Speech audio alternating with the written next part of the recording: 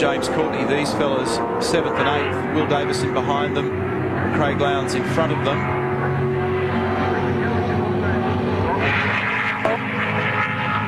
Had a little shock absorber problem with James Carr on Friday. They haven't quite had the pace. 7 to go. 7 to go. James, Jim Stone there in the garage, and Ken Douglas, technical director for that team, who we've observed several times in the garage over the years. He's leaving the team at the end of this weekend, and he's going to the US. He'll be working with Marcus Ambrose in NASCAR competition and reuniting that little technical partnership. Incidentally, Marcus not only contests the Bush Grand National next year, but he has got a run in the main game for a dozen races as well, and that's big time. That's a remarkable breakthrough for him, so congratulations to Marcus Ambrose for that.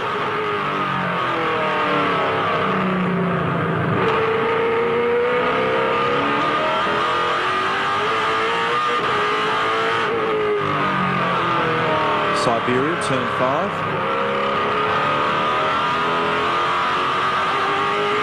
Trying to keep the rear tyres alive. Rick Hughes is 3rd through there.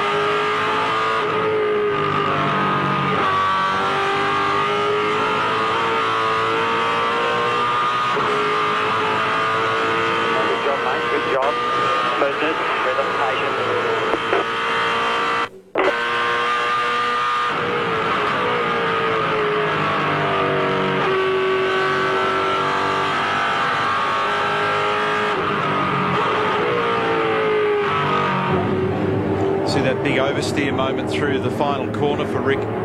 Interesting to watch the cars elastic in and out. Rick's got some strength in a couple of places. James has got it in others. Here's the lead. The margins. Garth Tander looks to be in a strong position at the moment as we take a brief break from Phillip Island.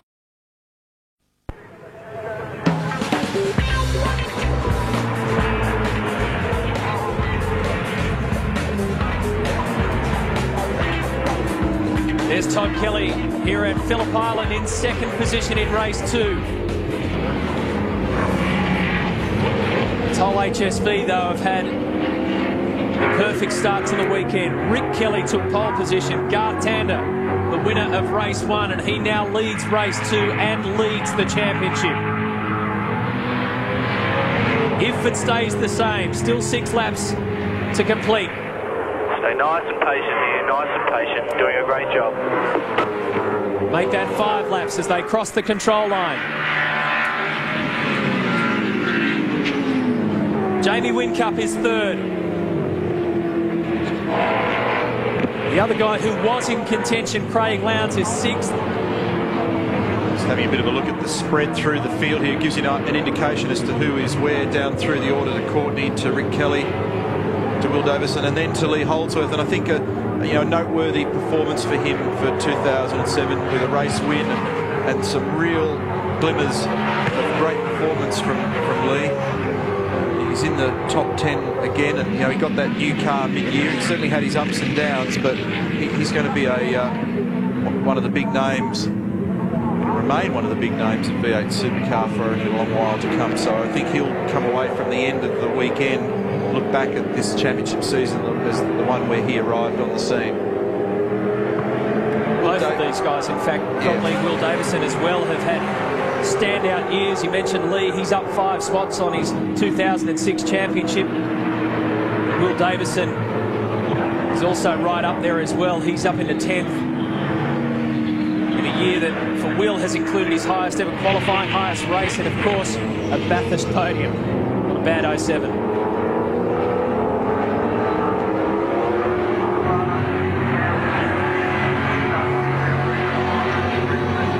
Quieter race than I thought it was going to be.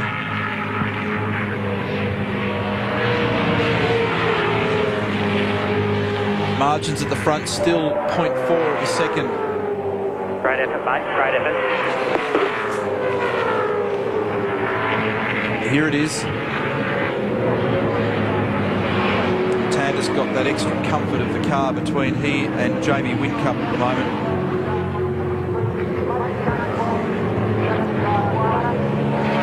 Lap times 37.6 for Tander, 7.6 for Todd Kelly, 7.4 for Whincup, showing a little bit more pace at the end. He has actually closed the gap, you can spot that. There's the splits.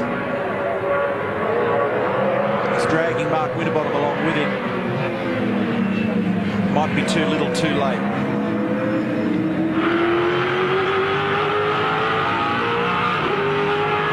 Foot cam with Garth Tander heading to Hayshed. Not quite flat, but not far from it. Little heel and toe back to third. And just feeling the grip at the front of the car. Back to 100% super briefly. Carrying the brake all the way to the apex. See the little short shift there. Just kicks the clutch to get the gearbox, gear lever across the gate, second, third, fourth, and then just the reason for the brake there is just to return a bit of load to the nose to get the car to turn in.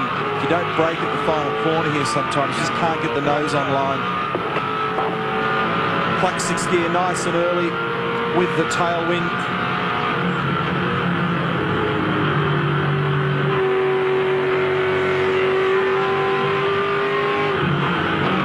While all this is going on, the bad sportsmanship flag for James Courtney blocking Rick Kelly. Look how judicious he is with the throttle at turn 2. Long pause time there, and he just nails it. And this is a great corner.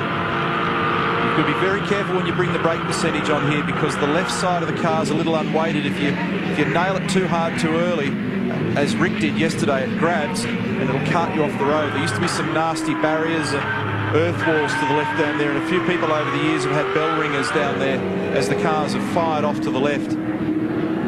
Lowndes is having a pretty good look at Mark Skaife, but it was interesting there when we jumped out of the cockpit there of Garth Tander, the top 5 had closed up a bit over Lukey Heights. A little bit of a lock-up from Skaife, that's why Lowndes is ready to pounce. He's been a little uncomfortable and unhappy too. Here we go. Car 200, bad sportsmanship flag for blocking. He'll get a bad sportsmanship flag, so just keep working on it. 2 laps remaining when you come past. So Craig has been on the radio about it. The team have been working on it in pit lane as well. Mark will spot it this time through.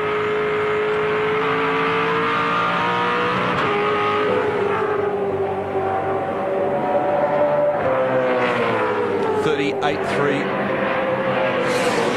Roland. Sorry, Neil, the team boss Roland Dane has just said, well, it makes no difference. He's allowed a block under the rules for the next 2 laps. That's right. How's the moment again for Craig down at turn 1? So Roland's point there is it's come too late. But I don't know that Craig's had the pace to climb over Mark in any case right at the moment. He's just not quite there. You never know though until they're released, until they're out from under the hot dirty air of the preceding car. Still tightening up here, look at this. This has been a funny trend through the year, hasn't it? The 888 cars in some circumstances have been very, very strong towards the end. One more spot for Jamie Whincup. 1 to go when you come past us. One more spot for Whincup would make a big difference in his world. We'll close the gap by a couple of points. 3.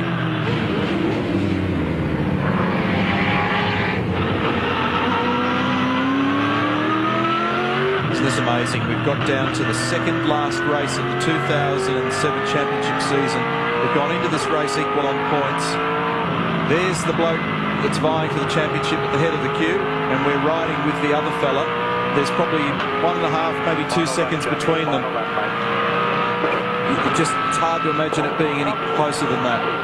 0.3 is the official margin from Garth Tander to Todd Kelly. and 0.4 back to Jamie Whincup. So it's 3/4 of a second in it. And that was the bad sportsmanship play, of course, from Mark Skaife.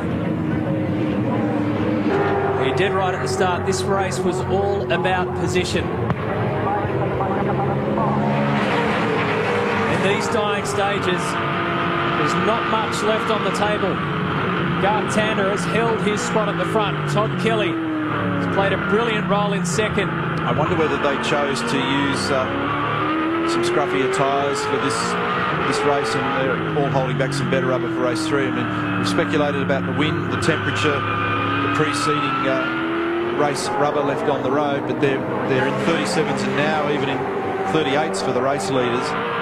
So pretty slow pace, and it's drifting at the back end of the race, which it typically does here, but quite a bit slower than yesterday.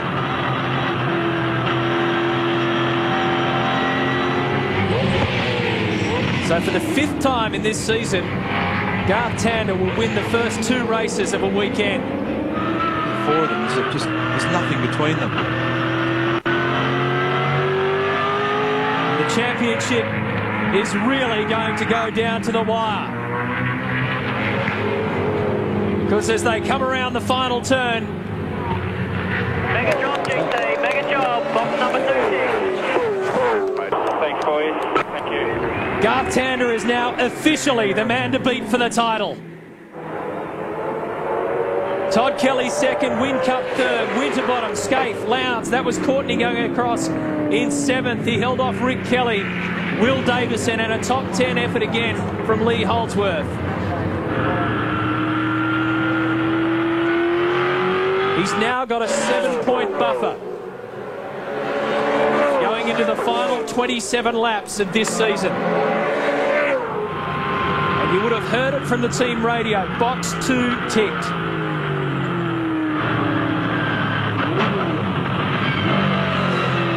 What do they do at Triple Eight? Jamie Whincup started 3rd. That's exactly where he finished. So that's your top 10.